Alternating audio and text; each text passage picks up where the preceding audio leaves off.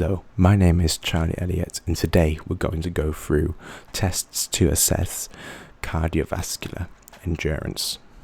So, let's begin. There are many ways to test cardiovascular endurance, but the first four we're going to look at are multistage fitness test, the yo-yo intermittent recovery test, the VO2 max test, and the 12-minute Cooper run test.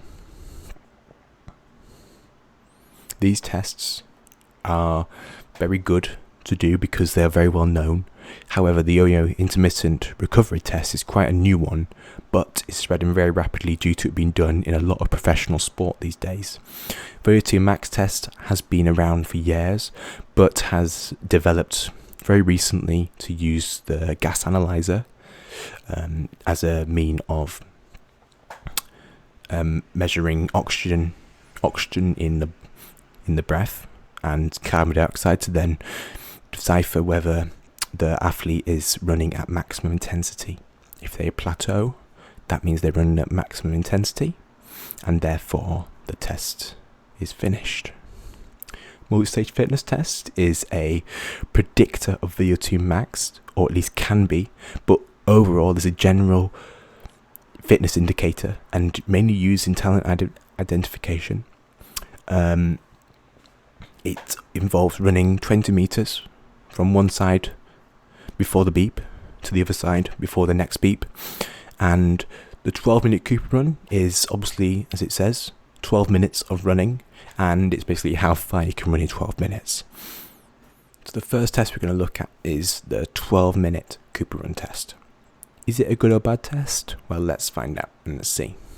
So it involves running around either a track or a field, which obviously makes it a good test to do because it can be done on multiple surfaces. It can also be done on tarmac, obviously, as well. But obviously that's not recommended because it would increase your chances of getting injured if you did it on tarmac, in contrast to on a track or field, because it has more give in it. Next is that it's very easy and convenient to do, which therefore makes it a good test in that it can be done at any time without much equipment, which makes it obviously very easy. It also doesn't need competent people. It only needs a coach and a person that's going to administer the test. In that, it doesn't need any scientists like a VO2 max test would. It's also very cheap, because obviously you only need to invest in a couple of things like cones, a stopwatch, and that sort of stuff, because you don't really need anything to be able to do it. It's just running around the field for 12 minutes and you have to time it. That's all it is. So let's look at the literature to suggest if it's a good test. So this is talking about VO2 max. It is an okay test to do for VO2 max due to the literature, but there's this new equation which is even better to evaluate VO2 max. So this equation can also be not very good in that it underestimates VO2 max in lower aerobic fitness levels and overestimates in greater aerobic fitness levels. This obviously depends on the individual and how they're actually being tested, but ultimately it's an okay test to do because it's an easy and reliable test to do, judging because it says here that's compared to the multi-stage fitness test, by the way. So must always be taken into consideration that field tests are never going to be perfect. They're never going to be as good as the gold standard VO2 max test because it's on the field.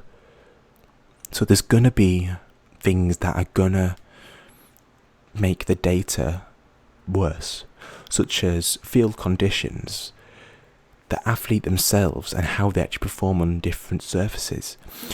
They're going to have different motivation. Maybe it's wet and cold, Or maybe there's other people around them which don't make them, which make them less likely to perform good. Or vice versa, in fact. So these tests do show good reliability in that 0.96 in healthy individuals between the ages of 18 and 35.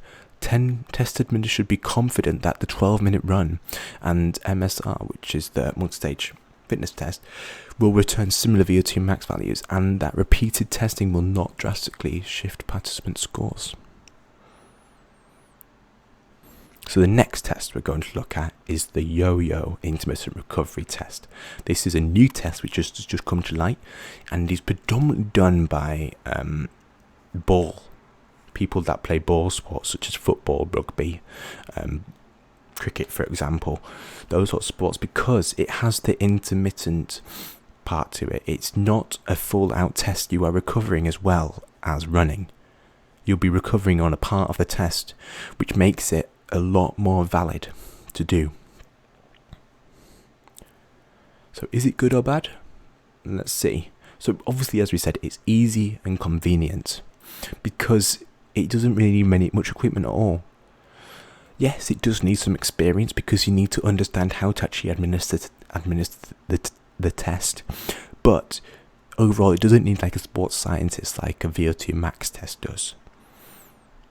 It's a fast test because it's usually quite a hard test to do, which can be a bad thing because for people that are not very fit, they're going to probably struggle to do it. So it's very important to take into consideration fitness levels of doing this test. But one very bad thing about it is that it will need a speaker. Now this can be a problem because if you're out in the field, you are unlikely to have a cable of any sort unless you're using a battery powered speaker that's not connected to any cables. So the relationship between the yo-yo test result and the match performance is in agreement with the findings from a study performed on top-class soccer referees, and suggests that the test provides a valid measure of physical performance in intermittent sports such as soccer, which is, as I said, just proving my point that it is a good test to do in intermittent sports such as football. So proposed that yo-yo intermittent recovery test level 1 as field test to assess specific endurance in soccer. This test showed to possess criterion and convergent validity correlated to match physical performance in adults and women professional players. So it is a good test because it shows good convergent and criterion validity. So specifically, the yo-yo intermittent recovery test was a valid measure of physical performance in soccer. Another thing that backs it up. However, the applicability of the yo-yo intermittent recovery test level 1 is doubtful to women soccer players of the age of the study, because the start speed of the yo-yo recovery test revealed similar to the end of the speed attained by the multistage fitness test. As I said, we must be very careful of how fit the people are before they begin doing the test. And specifically, it's a very cheap test to do because you don't really need much stuff, nor do you need a competent individual to be able to do it. So the next test we're going to look at is the multistage fitness test. It's a very good test to do because it starts from a low speed and builds up gently. It's a good test because everyone knows it, and it's very simple to do, in contrast to something like the yo-yo intermittent recovery test, which is a bit more harder to understand and also administer. So, is it good or bad? Well, let's see. Coaches and fitness trainers may use the multistage fitness test to assess heart rate max and VO2 peak when a portable gas analyzer and HR monitor are available. Field testing conditions. Nevertheless, individual responses should be accurately examined as important differences may occur. So, it must be taken into consideration that this is also a field test like all the other tests we discussed. So having equipment like this would be hard to get hold of because they'd be expensive.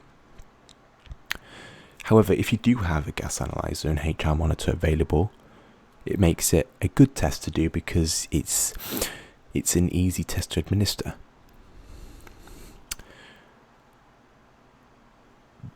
But it is a slow test. That's one thing to take into consideration.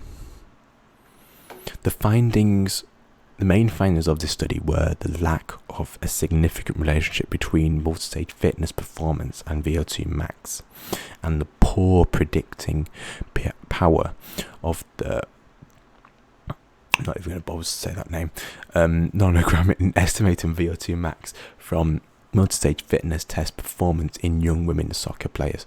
So this quote tells us that it's actually not a very good test to do, but that's using a specific equation by Ramsbottom et al. Field tests are considered as a sustainable alternative of laboratory tests, and the multistage fitness test is the far most popular test for aerobic assessment in team sports and soccer. This proves my point that people know this test very well, and that it's very easy to do because people know it. From these results, it was possible to conclude that the calculated bias and 95% LOA are narrow enough for the MFT to be considered repeatable when used the active male undergraduates. So this shows that it can be good if you use the LOA method, and therefore can be a good predictor of VO2 max. One thing that can be quite bad though is that it needs to be done in a sports hall predominantly, because we will need to have a speaker, which is one thing that might make it quite hard to do, because we'd have to do it in a sports hall. So it's also a very easy and convenient test to do because it's not needing much equipment to be able to do. It doesn't need as much equipment as other tests do. You'll need is cones and potentially marshals to administer it, to make sure that everyone's doing it properly. So these results showed that it is not a valid test for the accurate prediction of VO2 max in active undergraduates in at last. Additionally, and arguably more importantly, these findings highlight the need for sport and exercise sciences to appraise the repeatability and validity of the frequency used measurements protocol by applying more appropriate statistical methods. So this study shows that we need to look more into how to actually analyze this data when we do a multistage fitness test. So good test to retest reliability was shown by 0.96, which is better than the Cooper run.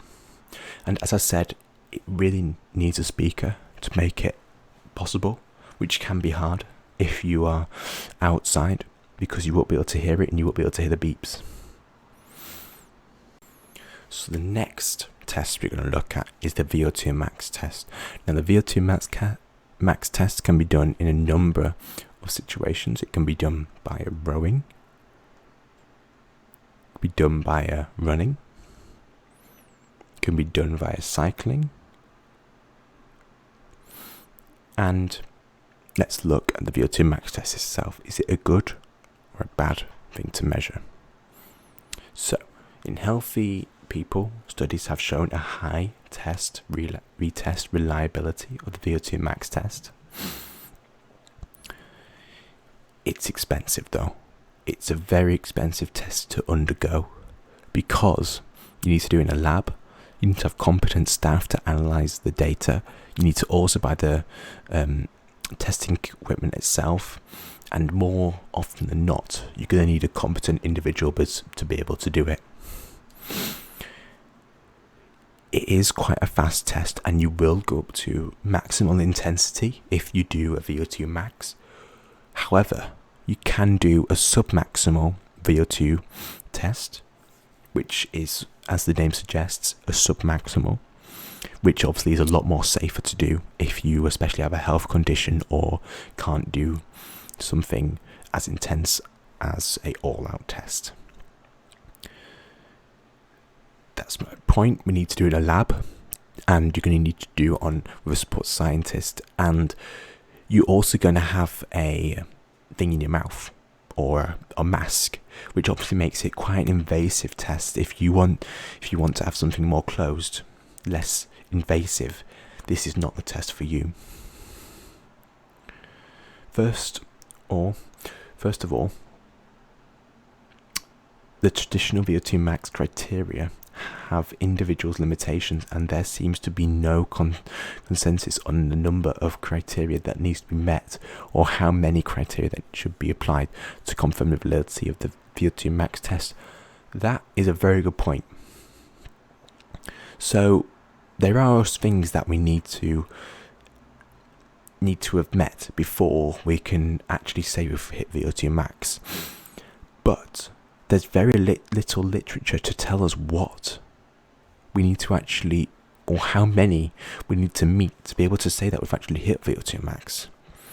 Because the athlete might have got exhausted, but maybe they are still actually increasing their amount of oxygen they are using in every breath, which means that they're not actually meeting VO2 max. However, they are exhausted, or they're might be above 1.15.